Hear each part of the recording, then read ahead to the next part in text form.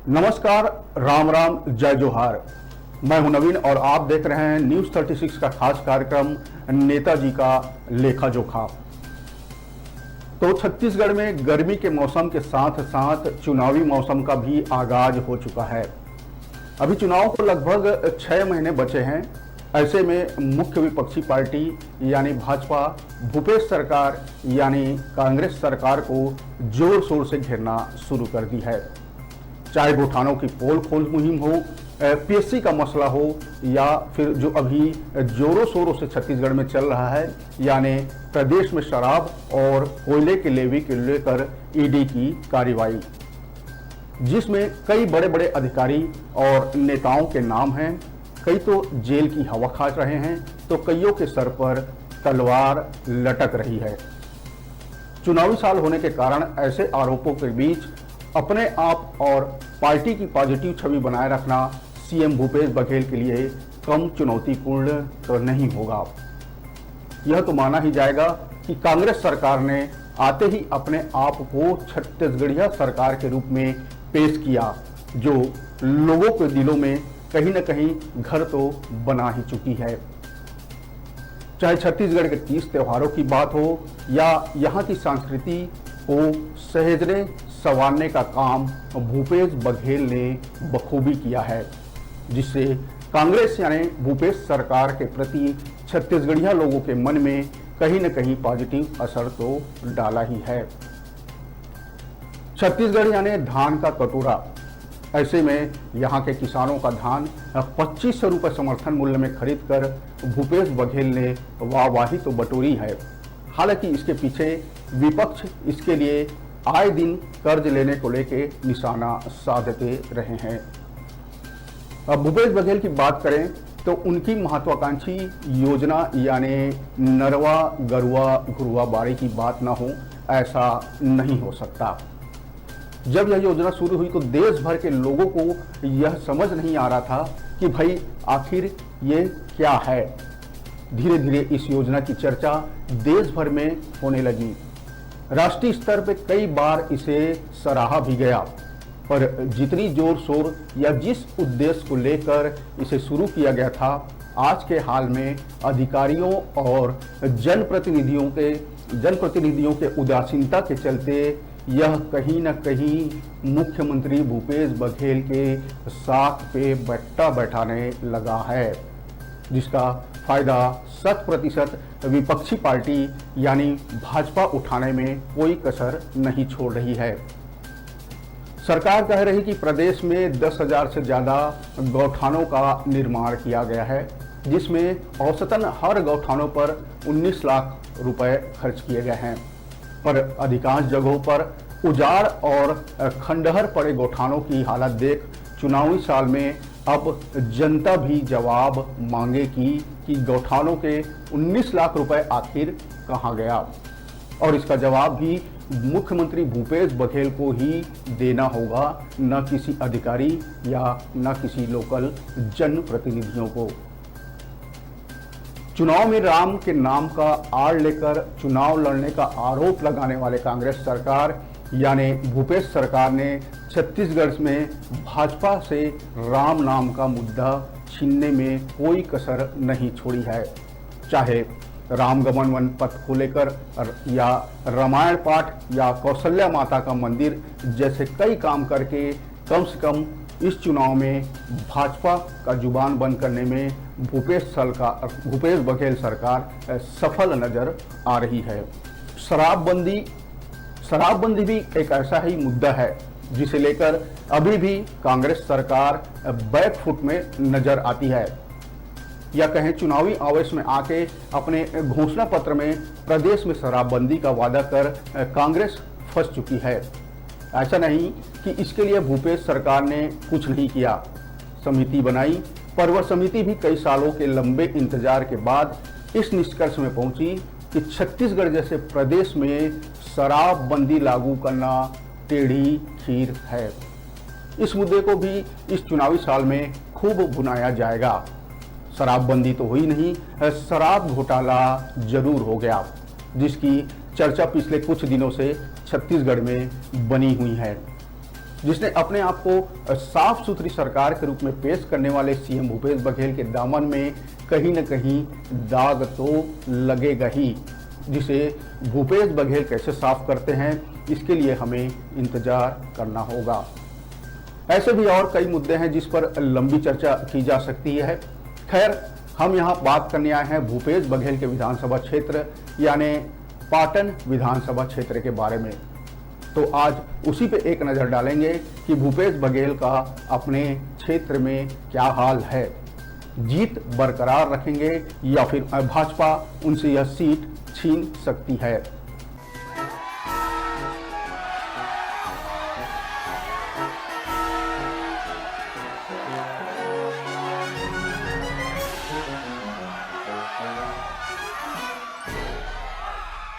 बात करें पाटन की तो राजधानी रायपुर से के हृदय स्थल जय स्तंभ चौक से लगभग 14 किलोमीटर दूर महादेव घाट के खारून नदी को पार करते ही पड़ता है मुख्यमंत्री भूपेश बघेल का विधानसभा क्षेत्र पाटन। लोगों का कहना है कि जब से भूपेश बघेल यहां सीएम बने हैं तब से पिछले 4.5 वर्षों में यहाँ काफी विकास हुआ है।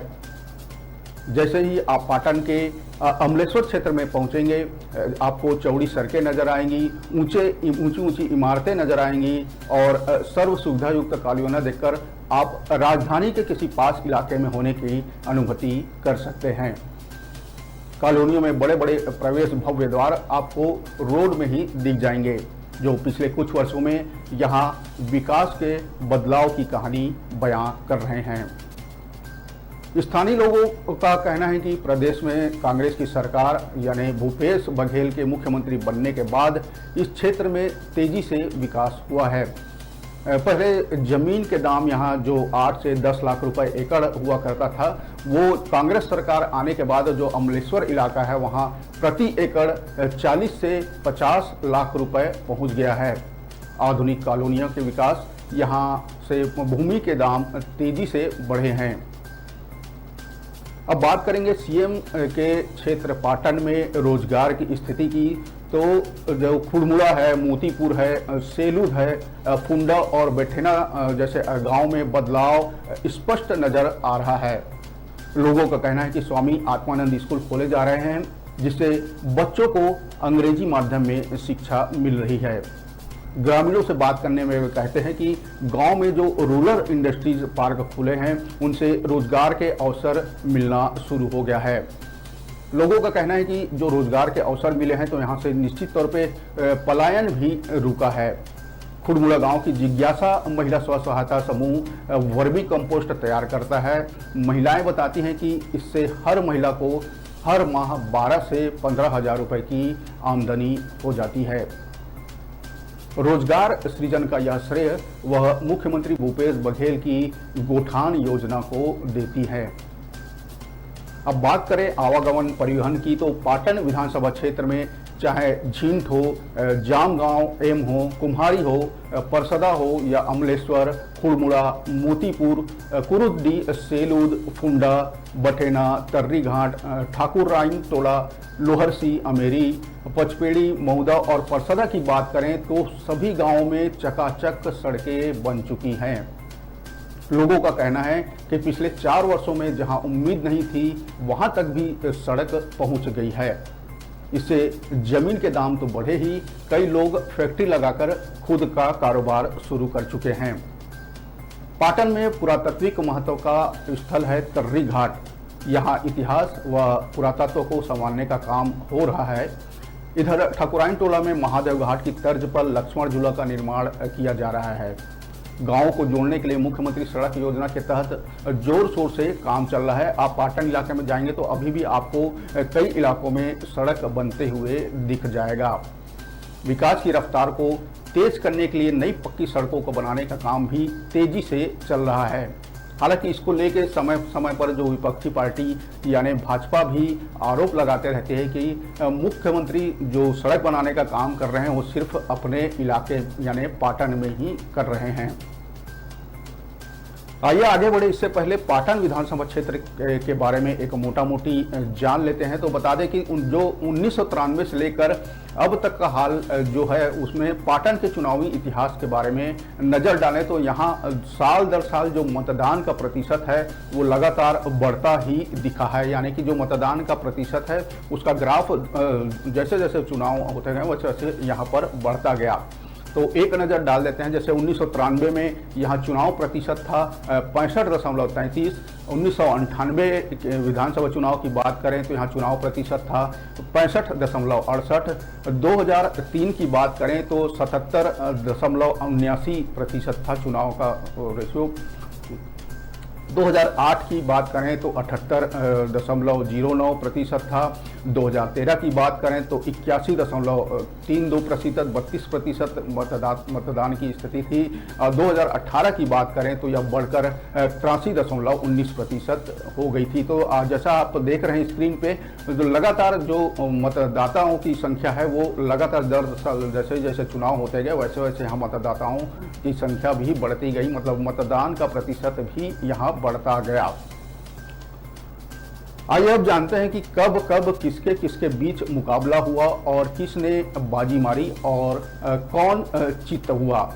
तो जैसे हम बात करें कि 1993 में भूपेश बघेल जो कांग्रेस के उम्मीदवार थे, उन्होंने केजूराम जो वर्मा जो बसपा के उम्मीदवार थे 1993 की बात करें तो उनको पटकनी दी थी। यहाँ भूपेश बघेल को जो 1993 में 28,537 मत मिले थे, वही जो केजूराम वर्मा जो बसपा के थे प्रत्याशी उनको 25,163 मत मिले थे। बात करें 1998 विधानसभा चुनाव की तो भूपेश बघेल ही कांग्रेस के उम्मीदवार थे और उनके जो अगेंस्ट में जो खड़ी हुई थी जो भाजपा की निरुपमा चंद्राकर पर उन्होंने जीत दर्ज की थी। जीत का दर्ज का आंकड़ा करीब 2,000-2,500 मत था। भूपेश बघेल को तकरीबन 37,758 मत मिले थे 1998 विधानसभा चुनाव में। वही जो विपक्षी पार्टी है निरुपमा चंद्राकर, उनको 35,062 मत ही प्राप्त हुए थे। अब 2003 की बात करें तो 2003 में भी कांग्रेस की तरफ से भूपेश बघेल ही प्रत्याशी थे। इस चुनाव में एक रोचक बात यह थी कि जो उनके रिश्ते में चाचा लगते हैं विजय बघेल, वो उनके अगेंस्ट में खड़े हुए थे। राष्ट्रीय राकापा के तरफ से उन्हें टिकट मिली हुई थी।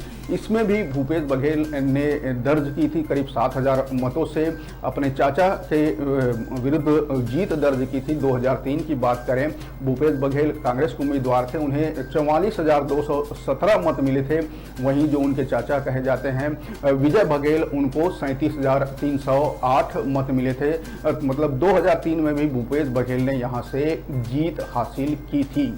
2008 में थोड़ा पाला पलटा। जो चाचा हैं कहे जाते हैं भूपेश बघेल के विजय बघेल, उनको बीजेपी से इस बार टिकट मिला 2008 में और उन्होंने इस बार भूपेश बघेल को शिकस्त देने में सफलता हासिल की। 2008 में विजय बघेल जो भाजपा के प्रत्याशी थे, उन्हें लगभग 59,000 मत मिले थे। वहीं जो भूपेश बघेल कांग्रेस के प्रत्याशी थे, उन्हें 21,158 मत ही मिले थे। तो 2008 की बात करें तो यहाँ भूपेश बघेल एक बार पराजय का भी सामना करना पड़ा था। उनके चाचा विजय बघेल जो भाजपा से जिन्हें टिकट मिली थी 2008 में, उन्होंने भूपेश बघेल को मात दिया था। 2013 की बात करें तो भूपेश बघेल कांग्रेस के ही उम्मीदवार थे।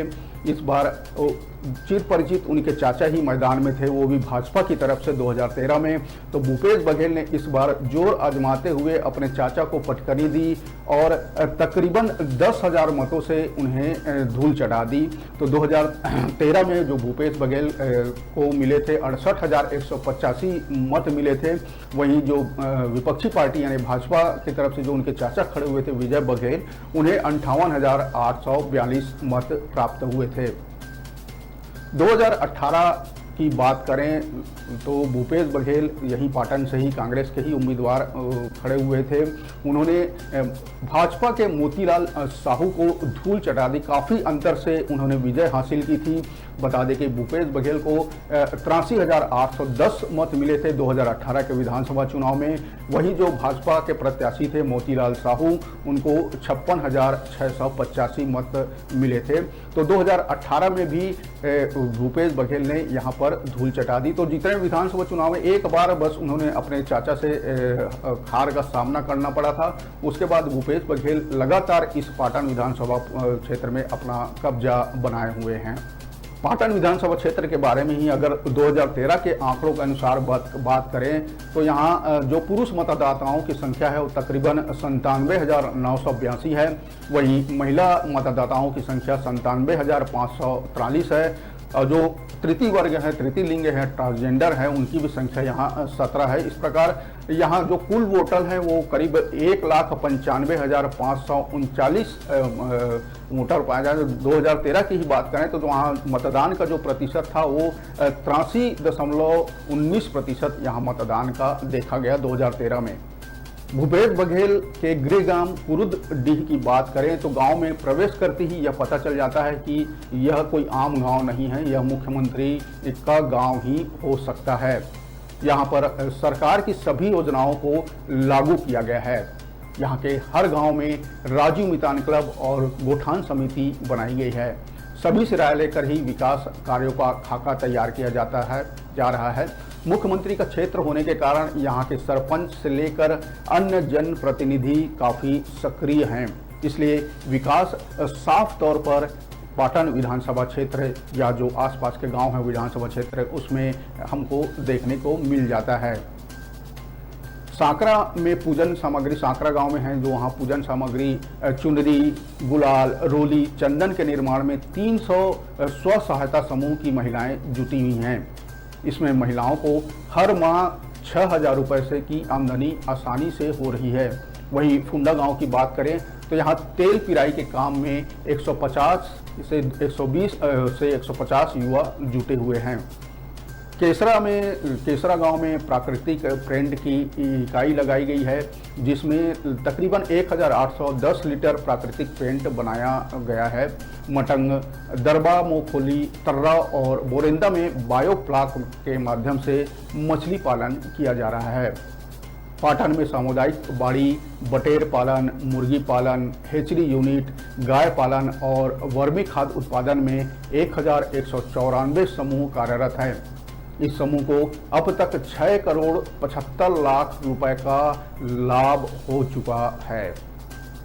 राष्ट्रीय आजीविका मिशन में 1,239 स्व सहायता समूह को बैंक के माध्यम से 17,38,00,000 रुपए का बैंक से कर्ज मिला है, जिससे स्थानीय लोग स्वरोजगार को बढ़ावा दे रहे हैं।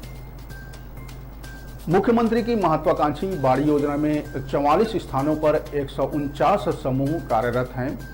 समूह को सब्जी बेचकर अब तक 62 लाख रुपए से ज़्यादा का लाभ हो चुका है। पाटन के 106 गांव में गोठान बने हुए हैं। इनमें वर्मी खाद, सुपर कंपोस्ट खाद बनाया जा रहा है। इसे बेचकर किसान समूह आर्थिक रूप से मजबूत हो रहे हैं। 50% से अधिक गोठान स्वावलंबी हो चुके हैं, ऐसा बताया जा रहा है। इनकी आय 2 लाख रुपए से ज़्यादा है। केसरा के गोठान में अब तक 13 लाख की आय हुई है।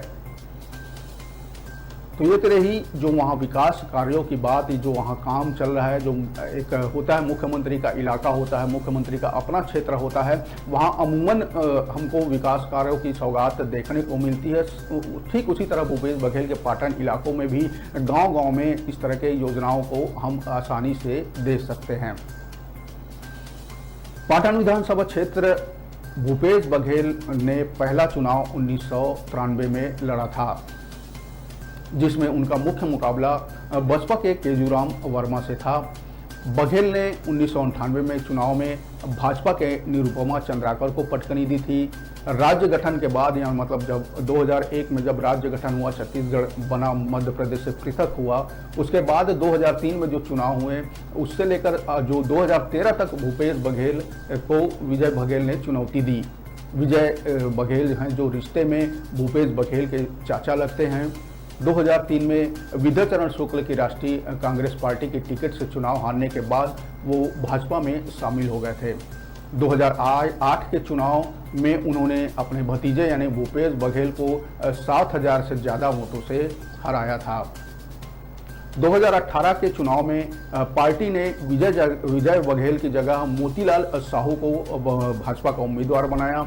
स्थानीय लोगों की माने तो जो मोतीलाल साहू है वो उन्होंने हारने के बाद मुड़कर पाटन की तरफ भी नहीं देखा, ऐसा आरोप वहाँ के लोग लगाते हैं।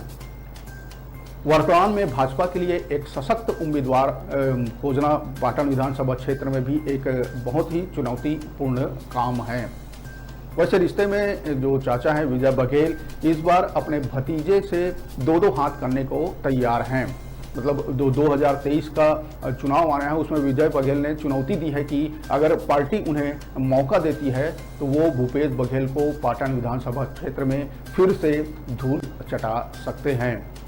कुल मिलाकर 1993 से लेकर 2018 तक के परिणामों की चर्चा करें तो सीएम भूपेश बघेल 2008 में सिर्फ एक बार अपने चाचा यानी विजय बघेल से पटकनी खा चुके हैं।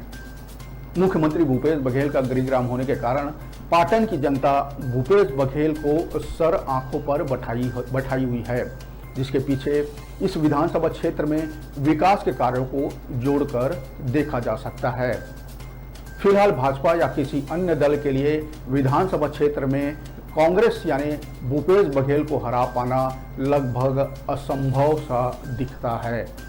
कोई बहुत बड़ा ही उलटफेर हुआ तो 2023 के विधानसभा चुनाव में मुख्यमंत्री भूपेश बघेल की को यहाँ चुनौती मिल सकती है। नहीं तो यहाँ पर इस क्षेत्र में पाटन विधानसभा क्षेत्र में भूपेश बघेल की जीत आसानी से देखी